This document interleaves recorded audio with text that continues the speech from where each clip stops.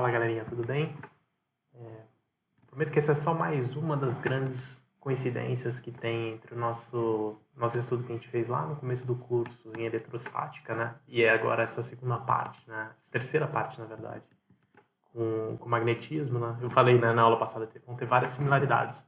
Essa aqui foi uma coincidência, assim, vamos dizer, não foi proposital, não. Mas a nossa segunda aula no tema, a gente vai abordar, assim como a gente fez no começo do curso também, em eletrostática, a gente vai fazer uma pausa no tema eletricidade e magnetismo nesse caso, e a gente vai revisitar alguns conceitos matemáticos que vão ajudar a gente a entender por que algumas coisas acontecem no campo da física, né? Então, tem algumas ferramentas, e mais uma vez relacionadas a vetores, né? Que vai ser importante a gente entender antes da gente avançar no magnetismo, tá certo? Então essa vai ser a nossa segunda aula de vetores, e vai ser bom que a gente, né, quando a gente entrou no tema de circuitos, né, como circuito é um negócio bem escalar, né, não tem vetor, orientação, não tem nada disso. Né, tudo conta de vezes, né, divisão, vezes, coloca na fórmula já dá certo, né. É um outro negócio, enquanto a eletrostática tinha muito isso, né, de você entender para onde a força ou o campo elétrico está apontando, né, fazer diagrama de força, né, e magnetismo vai voltar a ter isso, né. Então é legal que a gente tenha a oportunidade de revisitar o tema da primeira aula de vetores, tá? A gente vai passar bem rápido e aí já adentramos no que vai ser novidade dessa aula, tá? Então vamos lá. Do que é resumo aqui da aula passada, tá? Deixa eu esqueci aqui de... Pronto. Colocando meu ponteirozinho aqui. Primeira coisa é mais básica possível de vetores, né? Que a gente trata da definição de um vetor e o que de fato diferencia ele de um escalar comum, né? A diferença é que, né, o vetor não é um número só, né, ele não é uma informação completa com um número só. Você precisa dar para esse número uma orientação, né? Para que essa orientação, né, assim como a grandeza, né, o tamanho desse número, desse vetor, tenha a informação completa, né, a gente precisa dar 3 informações. Né? Quem são essas 3 informações? Né? É o módulo que faz referência ao tamanho, né, a intensidade ou o tamanho da grandeza, né? A direção, né? Lembrando que a direção é a linha na qual o vetor está inserido. Né? E sabendo a direção, existem 2 possibilidades. Né? Imagina que a linha é norte-sul, né? Liga o norte ao sul. Eu posso ter um vetor que aponta para cima e um vetor que aponta para baixo. Né? Quem que dá essa última informação é um sentido. Né? Então, o sentido ele vai me falar justamente dentre as 2 opções possíveis de orientação, qual delas a que eu estou me referindo. Então, dadas essas 3 informações aqui, eu tenho um vetor descrito completamente. Né? E aí, avançando um pouco nas propriedades que a gente viu na aula passada, não, na segunda aula do curso. A primeira propriedade era a propriedade de projeções e módulo. Né? Projeções lembra, né? De forma simplificada, né? São, né, os 2 trechos de segmentos de reta que formam um triângulo retângulo, né, com um vetor. Né? Então, para ajudar a visualizar, é como se fosse a sombra, né? Se eu colocar a luz aqui, né, uma lanterna aqui, vai fazer uma sombra aqui, o vetor aqui vai ser projetado uma sombra do vetor aqui no eixo Y, e o mesmo aconteceria com o eixo X se colocar uma luz aqui paralela ao eixo Y. E aí é o A e B que vão formar um triângulo retângulo com o vetor. Então A e B são as projeções, A em eixo X, B em eixo Y. E o módulo, né, que é o tamanho, né, de fato do vetor, né, a gente pode obter ele via, né, o teorema de Pitágoras, né, que é o quadrado da hipotenusa é igual à soma dos quadrados dos catetos. Nesse caso, os catetos são as projeções. Então, essa foi a nossa primeira propriedade. Né? Projeções aqui também definem um vetor. Né? Então, ajudam a definir aqui a orientação e também, né, através dessa equaçãozinha aqui, o módulo dele. Uma coisa que a gente viu também foi a primeira operação, né, no caso, foi a soma de vetores. Né? Que a gente fazia da forma mais simplificada, dadas as projeções, né? a gente podia fazer simplesmente o vetor soma, né, o vetor resultante da soma, ele seria igual, né, ele teria as suas projeções sendo iguais à soma das projeções dos vetores originais. Né? Então, CW, nesse caso aqui, é igual a U mais V. Né? As projeções de W seriam igual, né, aqui no eixo X, o A mais o C, e no eixo Y, o B mais o D.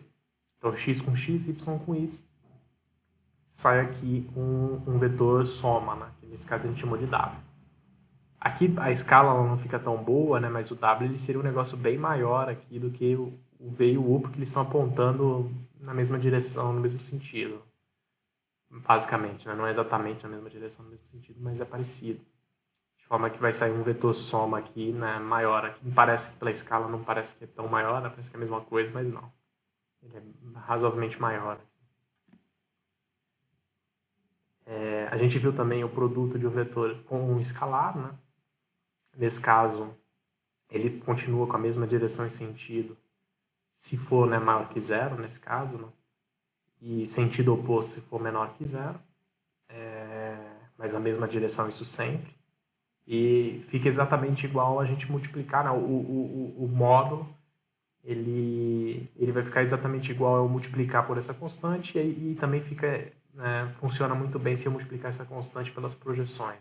Então, eu acho exatamente aqui.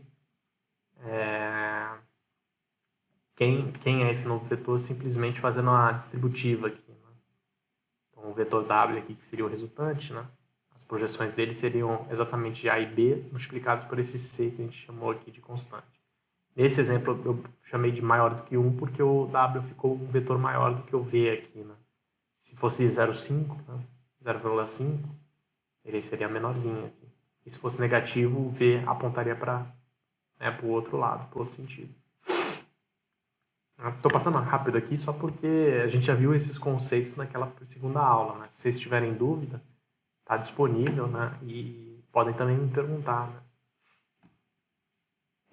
A gente também, eu não coloquei nesse slide, mas a gente viu também a subtração de vetores. Tá? Que a gente praticamente faz, né, uma metodologia exatamente igual a uma soma, né? Só que a gente soma pelo vetor negativo. Né? Então, quem que é o vetor negativo? É você inverter o sentido. Né? Então, a subtração nada mais é do que eu somar, né, ao vetor com sentido oposto. Então, meio que mais menos. Mais um negócio que, de fato, a gente não viu naquela primeira aula de vetores, né, é se existe uma multiplicação entre vetores. Né, existe produto entre vetores. Né, isso a gente não viu. Né, e não foi importante naquele primeiro conteúdo de eletrostática. Né. Existe produto entre vetores? A verdade é que existe. Né? E diferente do que acontece no escalar, né, que é simplesmente uma operação possível, né, a tabuada lá e acabou, no espectro de vetores não é bem assim. Você tem duas formas, né? Você tem dois tipos de produto de vetores. Um a gente chama de produto escalar, o outro a gente chama de produto vetorial. E, enfim, eles acontecem e tem aplicações diferentes, né, no âmbito da matemática e no âmbito da física. Tá? Por que dá um nome para eles? Tá? Os dois são uma multiplicação de vetores. Né? O que dá o nome para ele, na verdade, é o resultado. Tá? Então, o resultado de um produto escalar é uma multiplicação entre dois vetores cujo o resultado, na verdade, não é um terceiro vetor, é um número, é um escalar. Né? E o produto vetorial, por outro lado, né? O produto vetorial ele resulta num terceiro vetor. Então, é uma multiplicação de vetores que resulta num terceiro vetor, que é o vetor resultante. Então, sim, existe produto entre vetores. Né? Agora a gente vai ver essas duas operações aqui. Né? Produto escalar, né, como a gente comentou, você sai de dois vetores se multiplicando e sai o resultado sendo um número só, sem ser um vetor, um escalar. Então tá aqui um exemplinho aqui, o vetor V, o vetor U, né, suas projeções. E tá aqui a multiplicação do V com o U. Né? A gente chama de produto escalar, né? A gente enxerga o símbolo como um pontinho, né, entre os vetores. Lembrando que o vetor a gente pode simbolizar ele, né, a sua letra com a setinha em cima, ou com a letra em negrito. A letra em negrito também significa vetor. Tá?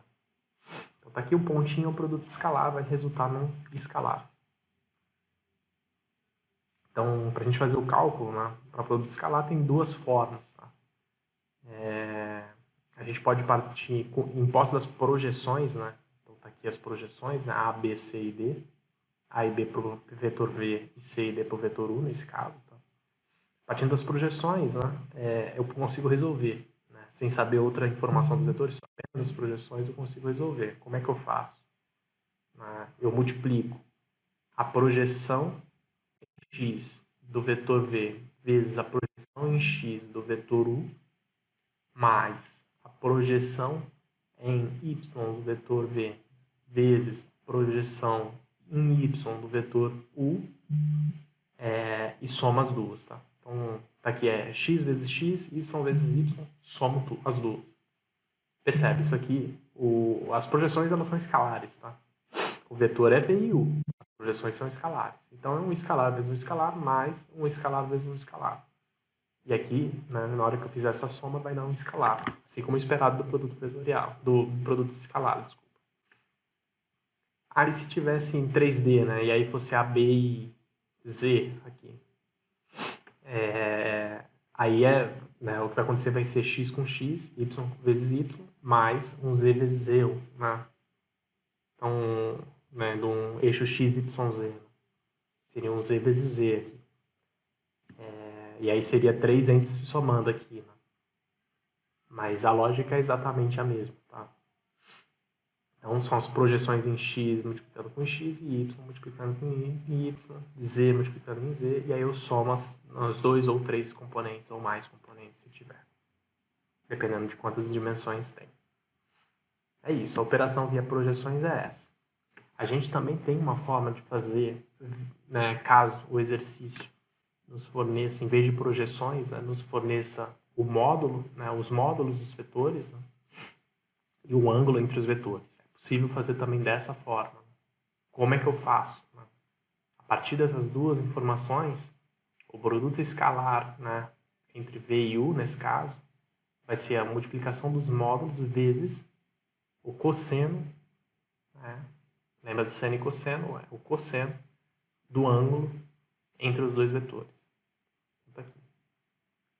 Módulo de V vezes o módulo de U vezes o cosseno entre os dois vetores. As duas formas dão o mesmo resultado, tá? Vai dar um outro, aqui vai ser a mesma coisa, vai dar um escalar isso aqui. Né? O cosseno do ângulo é um escalar, o módulo de um vetor é um escalar, né? O vetor ele é determinado por módulo de direção e sentido, né? Mas o módulo de um vetor é um escalar. É um número. Então, duas formas de calcular, dependendo do que o exercício nos dá, né? Aí, duas propriedades que eu acho interessante comentar, né?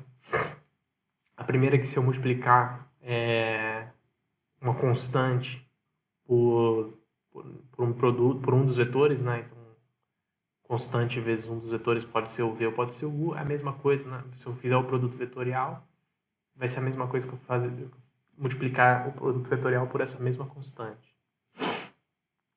A segunda propriedade, né, é que se os vetores U e V forem perpendiculares e o ângulo for 90 graus entre eles, o resultado do produto vetorial do produto escalar vai ser zero. Né? Até porque cosseno de 90 graus é zero. Né? Então, intuitivamente vai dar zero mesmo. Então, vai estar até aqui escrito isso. Cosseno de 90 vai dar zero.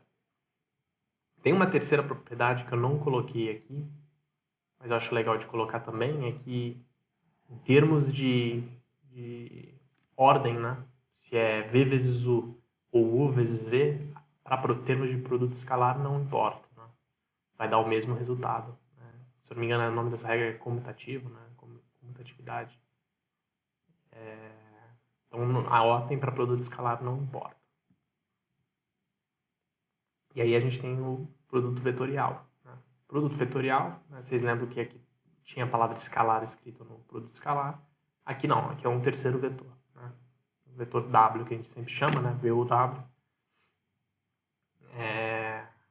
Então, essa é uma multiplicação entre dois vetores, vai resultar num terceiro vetor.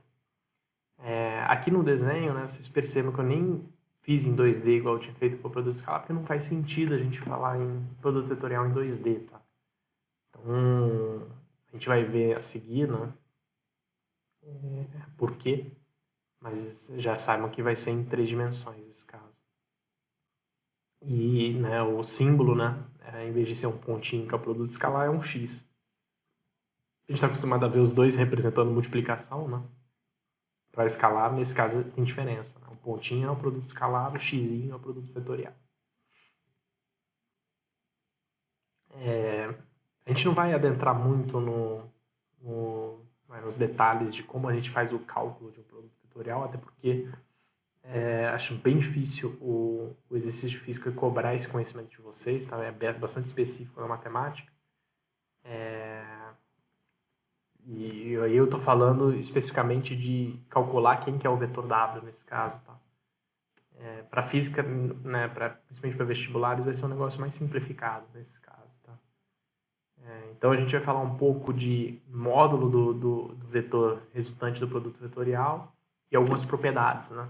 E aí propriedades de orientação. Tá? Então essa parte do módulo eu acho relevante, ela pode cair de fato, tá? Então no produto vetorial, né, tendo em posse o módulo dos dois vetores e o ângulo entre eles, né? Igual que foi o segundo exemplo do produto escalar, né? O módulo do terceiro vetor, do vetor resultante do W, nesse caso, vai ser igual a o módulo dos dois vetores, né? O produto do módulo dos dois vetores, vezes em vez do cosseno, aqui o seno. Tá? O seno do ângulo entre eles. Esse aqui vai ser o módulo, né? Lembrem, o módulo, que é um escalar, do vetor resultante. Esse aqui não é igual ao produto escalar, ao produto vetorial de V vezes U, tá? Não é. Esse aqui é o produto vetorial, vai dar um vetor. Isso aqui está dando um escalar. Quem que é o escalar? O escalar, né, essa conta resultou, é o módulo desse vetor que foi o resultante. Tá? O módulo desse vetor que foi o resultante. Só enfatizando porque, né, no outro exatamente o produto escalar era essa continha, só que aqui com cosseno. Aí dava o resultado do produto escalar. Aqui não.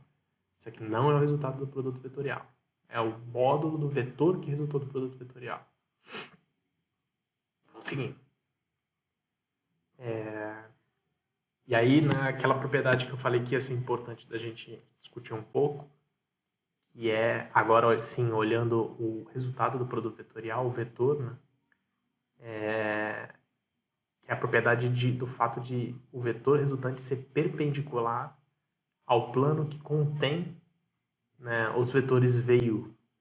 Aí você já fala, caramba, complicou aqui, né? Porque virou uma geometria meio 3D, meio difícil de enxergar. Mas vamos olhando esse exemplo aqui, que ele é mais simples, tá? Então, nesse exemplo aqui, o U e o V, que foram os vetores que participaram, né, do produto vetorial, né, eles estão contidos nesse plano, que é o plano ZY, né? Coincidentemente é o plano do nosso slide aqui, tá? Desculpa, gente. Coincidentemente é o plano do nosso slide, né? Então é como se ele tivesse escrito na nossa folha, né? Então, além desses dois eixos, né, o Z e o Y, você tem um eixo X que está saindo do seu caderno, do seu slide. Né? Ele está olhando para você, apontando para você. Então, tá bom. Então, o U e o V eles estão contidos no plano ZY. Né? De forma que o produto vetorial entre V e U, ou entre U e V, né, ele vai estar perpendicular, e nesse caso estar perpendicular está exatamente alinhado ao eixo X. Né? Então o W vai estar na direção do eixo X, e aí ele pode ter duas opções. Ou ele está saindo da tela, né, saindo do seu slide, ou ele está entrando no seu slide. Né? As duas opções são possíveis, a gente vai ver qual que é a diferença. Tá? Mas aqui é para entender que o produto vetorial ele te entrega um vetor cuja direção é perpendicular, faz 90 graus, com o plano que contém os dois vetores que estão participando desse produto. Nesse caso aqui, o exemplo mais simples, onde os dois vetores estão exatamente no plano, que é o plano do nosso slide, né? O plano, né, exatamente o do nosso slide. De forma que ele está perpendicular, ou ele está saindo da tela ou entrando na tela. E aqui tem uma segunda propriedade que ela é bastante importante. Né? A primeira é a mais importante, mas a segunda também é bastante importante nesse caso, que é exatamente aquela terceira que a gente não comentou no escalar. Para cá, né, o produto vetorial, a ordem importa. Né? Então, V vezes o U é diferente do U vezes o V. E aí você fala, caramba, qual que é a diferença? Né? Porque isso eu nunca vi na vida. Né? Mudei a ordem. A gente vê em matrizes, na verdade. Matrizes pode ser diferente. Aí aqui você olha e fala, caramba, eu nunca tinha visto isso, né? Por que é diferente? Qual que é a diferença? Né? A diferença não é na direção, né? Até porque os vetores U e V continuam pertencendo ao mesmo plano, né? A direção dos dois é a mesma, é justamente o sentido, tá? Então, V vezes o U vai entregar um vetor W apontando para um sentido, e o U vezes o V vai entregar um vetor W apontando para outro sentido, para o sentido oposto. Né? Nesse caso aqui eu não coloquei, mas é V vezes o U, e nesse caso aqui é o U vezes o V. A gente vai ver agora como que a gente determina esse sentido. Tá? Uma forma fácil, vamos dizer assim, de descobrir qual que é o sentido desse vetor, desse produto vetorial, é utilizar o que a gente chama, né, não sei se vocês já devem ter ouvido falar desse termo, mas o que a gente chama de regra da mão direita. Ou, o nome bonito dela é regra de Fleming. Né? Mas a regra da mão direita é mais intuitivo. Né? Então, a regra da mão direita, ela serve para, né, até a nossa mãozinha aqui, ela serve para você exatamente colocar, não, o que acontece, você consegue, né, os seus 3 dedos, o indicador, o médio e o... Eu não estou apontando uma arma para vocês, não. Então, é a regra da mão direita, que é igual o desenho ali do slide. Mas você consegue colocar seus 2 dedos, o indicador e o médio, de forma que ele forma plano, cujo o vetor, né, o resultado do produto vetorial é um vetor perpendicular ao plano. Né? O indicador e o médio, ele entrega exatamente essa perspectiva de plano. Né? Eu consigo botar para onde ele está apontando e descobrir onde está esse plano que contém os dois vetores. E como a gente tem um polegar opositor, né, graças à nossa querida mãe biologia, né, a gente consegue fazer de um jeito, uma estrutura na mão de um jeito, e o dedo polegar ele fica perpendicular a esse plano. Né? Então ele acaba entregando para a gente o resultado do sentido desse produto vetorial. Olha só esse exemplinho aqui. Né? Ele encaixou aqui o vetor A no dedo indicador, o vetor B, né, no médio, e aí o A vezes o B aponta para cima aqui, né, é o vetor, é a direção e o sentido do vetor resultante desse produto vetorial aqui. Tá? Então, como é que a gente vai fazer isso? Primeiro passo você está vendo, a gente discutiu, a ordem importa. Né? Então, o produto vetorial, o A vem primeiro, o B vem segundo.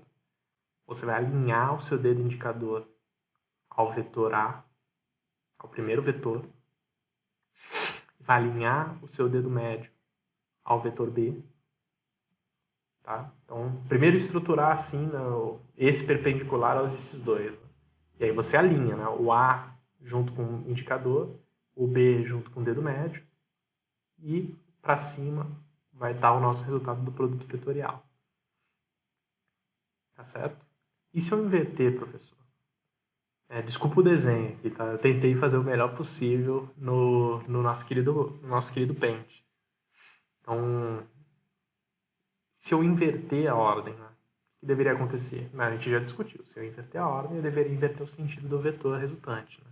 É exatamente isso que acontece na regra, tá? Então tá aqui, ó. Né, aquele exemplinho que a gente já tinha usado, né? W, V vezes U, né? Então, V primeiro, o segundo. Aí eu alinho o V com o dedo indicador, alinho o U com o meu dedo médio, né? O resultado aqui deu um polegar apontando para cima. Então, meu vetor resultante aponta para cima. E se eu inverter a ordem, vai ser U vezes V agora, né? Aí o meu dedo médio vai estar apontando para o V, o meu dedo indicador, né? Feio pra caramba aqui, vai estar apontando para o U, e aí, por consequência, né? O meu dedo polegar vai estar apontando para baixo, né? Vai estar apontando para o sentido oposto ao que aconteceria no V vezes U. Professor, muito difícil eu encaixar minha mão, eu fiquei torcendo minha mão para cá e para lá, não consegui encaixar. Mas com a esquerda eu encaixei tranquilo, né? Deu certinho. Posso fazer com a mão esquerda? A resposta é sim, tá? Pode fazer com a mão esquerda, não é um crime. Porém, né, a gente tem que ter noção, quando a gente usar a mão esquerda, né, por algum motivo fica muito difícil de eu tentar encaixar o indicador e o dedo médio, né, e não dá certo. Se eu utilizar a mão esquerda, eu posso fazer exatamente o mesmo procedimento. Primeiro vetor no indicador, segundo vetor no dedo médio, o polegar vai dar o sentido do vetor do produto vetorial. Porém, se eu utilizar a mão esquerda, se eu encaixar ela direitinho e utilizar a mão esquerda, lembrem, o sentido do polegar vai estar apontando para o sentido ao contrário. Tá? Então, utilizei a mão direita, deu exatamente certinho o sentido que eu queria encontrar. Utilizei a mão esquerda, uso o contrário. Né? Se o polegar apontou para cima, a resposta é para baixo. Se o polegar apontou para baixo, a resposta é para cima. Entendeu? A mão esquerda ela vai te dar o resultado oposto. Por quê? Porque as mãos elas são espelhadas. Né? Então, se eu apontar, né, se eu encaixar ela aqui, uma vai apontar para um lado e a outra vai apontar para o outro. Então, né, uma vai entregar o resultado espelhado do outro. O resultado certo é o da mão direita. Posso usar a mão esquerda? Posso. Mas tem que lembrar que eu tenho que inverter o resultado. Então vamos lá. E aí, por fim, né, a última coisa que eu queria falar para termos de conteúdo de vetores para o nosso mundo magnético, né, como é que a gente representa, né, quando a gente tem uma... o nosso slide e cadernos, eles são em 2D, né? Como é que a gente representa vetores entrando ou saindo do nosso caderno? A gente fez a visão em perspectiva, né? É uma forma, né? Não é exatamente a correta, mas ela é de fácil visualização, né? Mas uma forma que a física usa muito para, né, escrever vetores que entram ou saem do nosso plano de visão, a física usa 2 símbolos, bastante frequentes, né? O ponto e o X. O ponto é o vetor saindo para a sua face, assim, né, saindo do slide, do seu caderno na sua direção. E você pode imaginar ele como sendo a ponta da flecha do vetor. Tá? Então, ele é a pontinha da flecha do vetor. E o X, né? Então, tem o ponto e o X é o vetor entrando no plano de escrita ou no plano do slide ou do seu caderno. Né? E o X, você pode imaginar ele como sendo a pena da flecha do vetor. Né? Então, o ponto é saindo, o X é entrando.